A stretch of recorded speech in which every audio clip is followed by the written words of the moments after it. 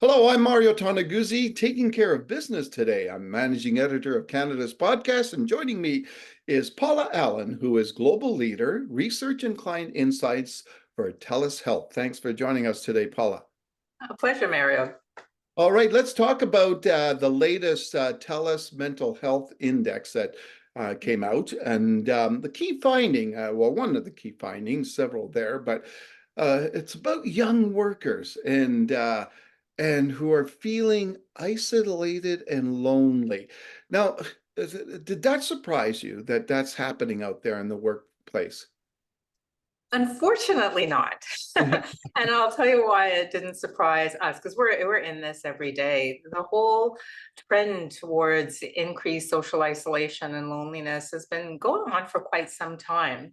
It well predated the pandemic, but with the changes, with people just getting used to less social interaction, it actually got a little bit worse over the pandemic.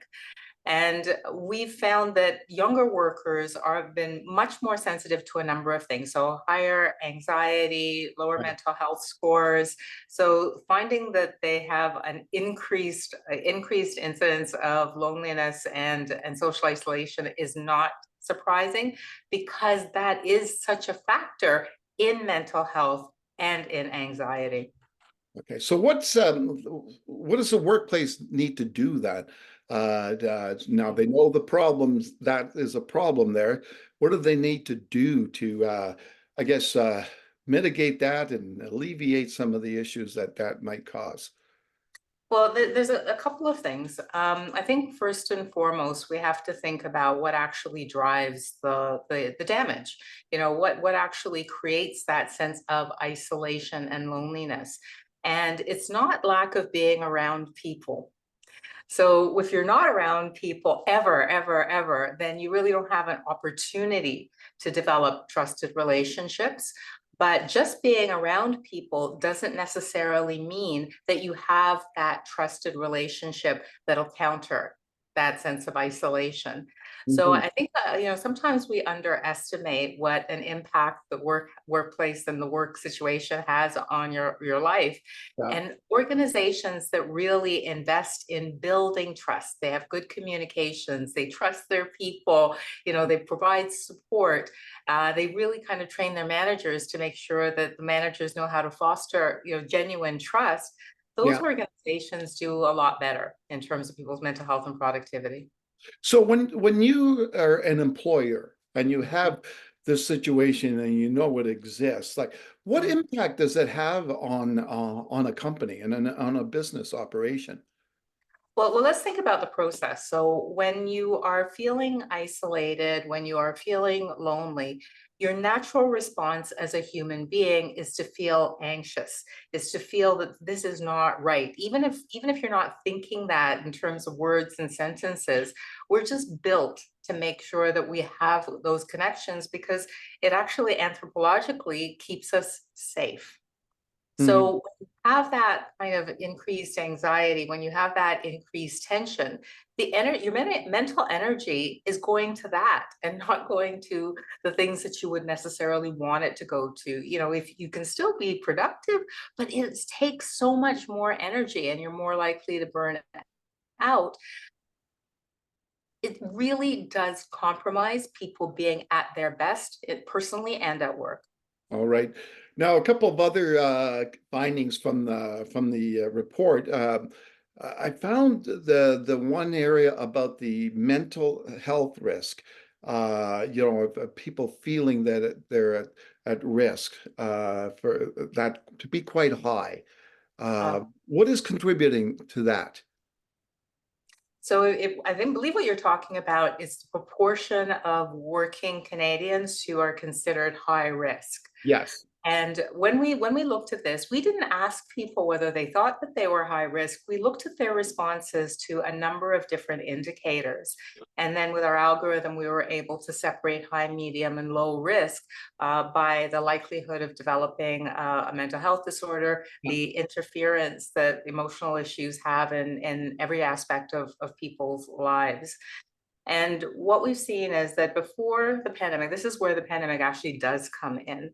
Before the pandemic, it was about 14% in the Canadian working population, and now it's about 35, 36. It's really about stabilized at that level, that 1/3. And what we found is that the change and the disruption and the isolation that was brought forth, that actually had an impact, a serious impact on some individuals. But even if you weren't seriously impacted, we saw that little bit of change that actually made you more sensitive to stress, a little bit less able to cope with day-to-day frustrations, a lack of resilience, a decline in optimism, and increase in anxiety. And 2/3 of us are actually avoiding social contact more often. Like we're more comfortable with Mm. less social contact. So again, less opportunity to build those trusted relationships. So Yeah. all of that together is why we're seeing this decline. Now, overall, where does Canada sit compared to other countries when it comes to all this? Yeah, we're pretty close to the middle. We do the mental health index in a number of different countries, and we're very close to the UK and to Australia, and a little above where New Zealand is, but very close. So those four countries tend to be quite similar.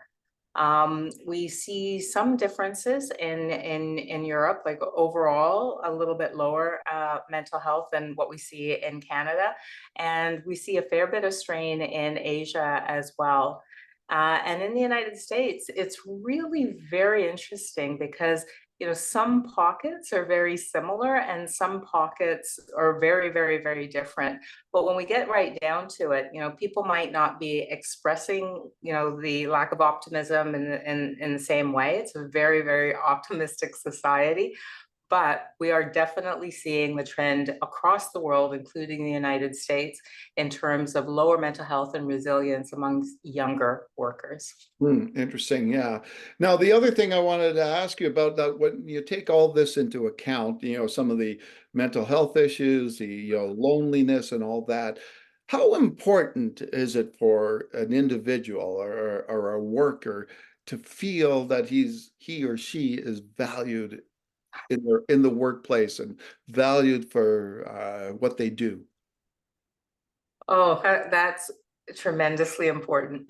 Feeling valued, feeling respected, feeling trusted. Well, think about this. Mario, you've got work experience. I've got work experience. Most of the people listening, Yeah. if you do not feel that, what does it feel like when you are working every single day? It's Yeah. another one of those situations where you can't get it out of your mind. You can't focus on what you should be focusing on. It feels diminishing. So for our psychological well-being, it is important to feel that sense of value and purpose, and it's definitely one of the contributors to overall mental health and well-being. All right. Super. Thanks very much, Paula, for joining us today. Always a pleasure. Take All care. right, that was Paula Allen, Global Leader, Research and Client Insights for TELUS Health. I'm Mario Toneguzzi, Managing Editor of Canada's podcast, Taking Care of Business. Thanks for joining us today.